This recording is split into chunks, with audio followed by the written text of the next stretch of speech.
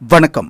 பாதுகாப்பு ஆராய்ச்சி மற்றும் மேம்பாட்டு அமைப்பு DRDOவும் இந்திய கடற்படையும் இணைந்து ஒடிசா கடற்கரையின் சந்திப்பூரில் உள்ள ஒருங்கிணைந்த சோதனை தளத்தில் இருந்து surface to air vertical launch குறுகிய தூர ஏவுகணையின் சோதனை வெற்றிகரமாக நடத்தப்பட்டுள்ளது. செப்டம்பர் 12, 2024 மாலை சுமார் 3 மணி அளவில் இந்த வெற்றிகரமான சோதனை நடத்தப்பட்டுள்ளது. குறைந்த உயரத்தில் அதிவேகமாக பறக்கும் வானிலக்கை குறிவைத்து தரையிலிருந்த வெர்டிகல் லான்ச்சரில் இருந்து ஏவப்பட்டுள்ளது இந்த ஏவுகணை அமைப்பு மிக துல்லியமாக இலக்கை கண்காணித்து வெற்றிகரமாக தாக்கியுள்ளது.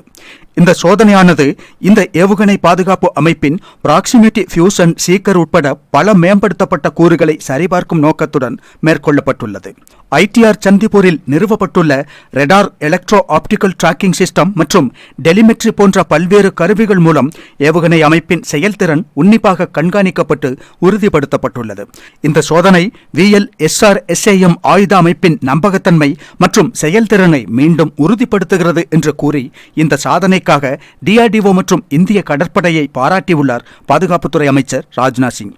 DRDOவின் தலைவரும் பாதுகாப்பு செயலாளருமான டாக்டர் சமீர் வி காமத் இந்த அமைப்பு இந்திய கடற்படையின் செயல்பாட்டு திறனை கணிசமாக மேம்படுத்தி வலிமையை பன்மடங்கு பெருக்குவதாக செயல்படும் என்று கூறி திட்டத்தில் பணியாற்றிய அனைவரையும் பாராட்டியுள்ளார்.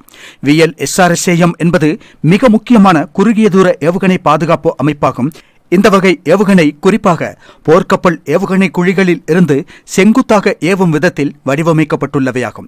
இந்த ஏவுகணை பாதுகாப்பு அமைப்பு இந்திய கடற்படை போர்க்கப்பல்களில் தற்போதுள்ள பராக் 1 சர்ஃபஸ் டு ஏர் ஏவுகணை அமைப்பிற்கு பதிலாக பயன்படுத்தப்படும் என்று கூறப்படுகிறது. இந்திய விமானப்படைக்காகவும் குறுகிய தூர வான் பாதுகாப்பு அமைப்பாக இதனை பயன்படுத்த முடியும். பராக் 1 ஏவுகணை 0.5 முதல் 12 கிலோமீட்டர் வரை ரேஞ்சில் 18,000 அடி உயரத்தில் வைத்து இலக்கை தாக்கி அழிக்கும் திறன் உள்ளதாகும்.